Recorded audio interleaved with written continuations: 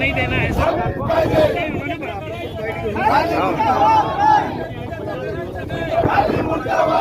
देखो 2014 से सारी बातें बंद कर दिया। हम तुम्हारे साथ हैं, हम तुम्हारे साथ हैं,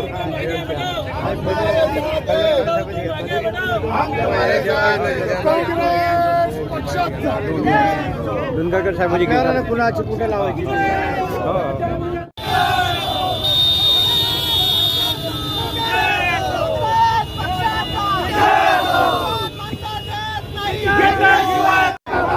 खत आणि बी बियाणे मिळणार नाहीये आणि खत बी बियाणे जर मिळाले नाही तर अन्य धान्य भारतामध्ये उपलब्ध होणार नाही आणि पुन्हा आपण परक्यावर अवलंबून राहू। हा मोदीचा डाव आहे का प्रत्येक गोष्ट आम्ही परक्यावर अवलंबून राहिलो पाहिजे। जसं गॅस डिझेल पेट्रोल याचा जो तुटवडा चालतोय तसा अन्नधान्याचा सध्या तुटवडा जाणवणार आहे आणि याला जर कोण कारणीभूत असेल तर ते फक्त मोदी सरकार राहणार आहे आणि म्हणून आम्ही काँग्रेसच्या वतीनं त्यांचा या ठिकाणी निषेध नोंदवण्यासाठी हा रास्ता रोको केलेला आहे।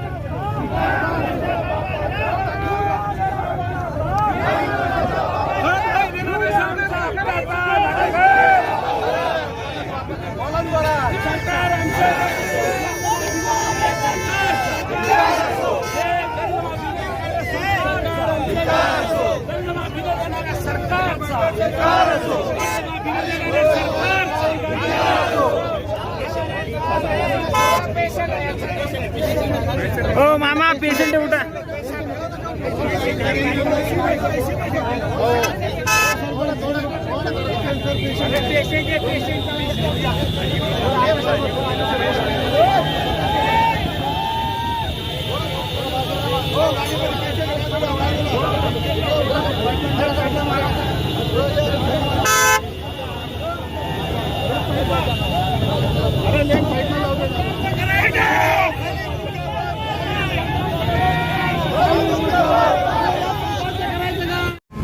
आज जिल्हा काँग्रेस कमिटी व शहर काँग्रेस कमिटीच्या वतीनं जो पूर्ण महाराष्ट्रामध्ये खताचा तुटवडा निर्माण झालेला आहे आणि हे जे खत आहे रासायनिक खत आणि युरिया हे आपल्याला ऑनलाईन करायचं शासनाने सांगितलेलं आहे।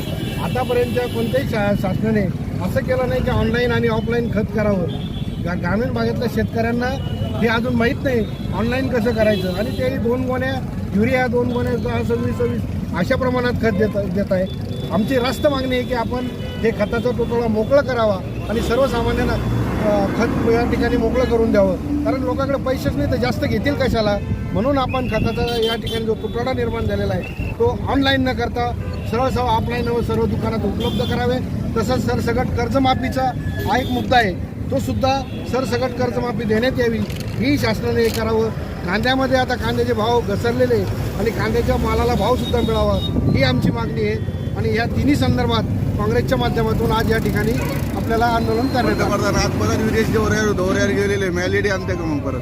हां आता ते तुम्हीच ठरवा आता मेलेडी आणता परंतु ही जी आपली परिस्थिती आहे ही निर्माण झालेली आहे आणि यासाठी आम्ही रास्त मागणी करत आहे। आता पेरणीचे दिवस जवळ आलेले आहेत हो। आणि पीक कर्जाचं अजून बँकामार्फत वाटप नाही या संदर्भात आपलं काय म्हणणं आहे? हे सुद्धा आता जे सेक्रेटरी लेवलला असेल तुमचे लोन ऑफिसर असेल यांना सूचना देऊन आतापर्यंत यांनी पीक कर्ज वाटप करणं गरजेचं होतं ते सुद्धा आम्ही या ठिकाणी मागणी करतो। तर अजून काय मान्य जर मागणं झालं तर पुढचं पाऊल का आणि आता हे जे पक्ष पार्टी लेवलमध्ये ठरेल त्याप्रमाणे पुढील कार्यवाही।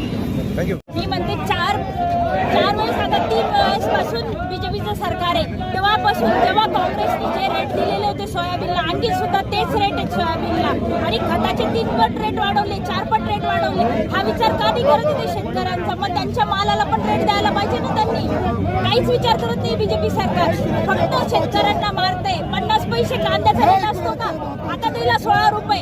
खाता कोण याच्यात जास्त पैसा मधले लोक जे घेतात कांदा विकत ते लोक खातात बाकी शेतकऱ्याच्या पैशाला काय मालाला काय भाव दिलेला आहे यांनी? काहीच नाही दिला। हे सरकार नको आहे हे शेतकऱ्यांच्या विरोधातलं सरकार आहे त्यांनी विचार करायला पाहिजे या सगळ्या गोष्टीचा।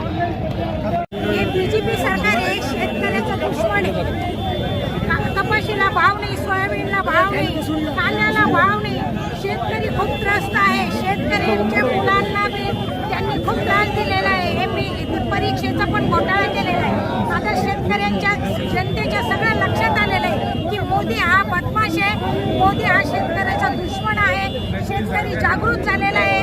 खताचे भाव कमी करायला पाहिजे, मालाला भाव द्यायला पाहिजे. जर नाही दिले तर शेतकरी असंच आंदोलन करत राहील, बीजेपीच्या विरोधात लढत राहील आणि बीजेपीला पुढच्या वेळेस नो चान्स. त्यामुळे शेतकरी हा गरीब आहे, कष्ट करतो आणि पोट भरतो. शेतकरी आता खूप दुष्काळग्रस्त झालेला आहे. त्यामुळे शेतकऱ्यांना खूप त्रास झालेला आहे या बीजेपीचा.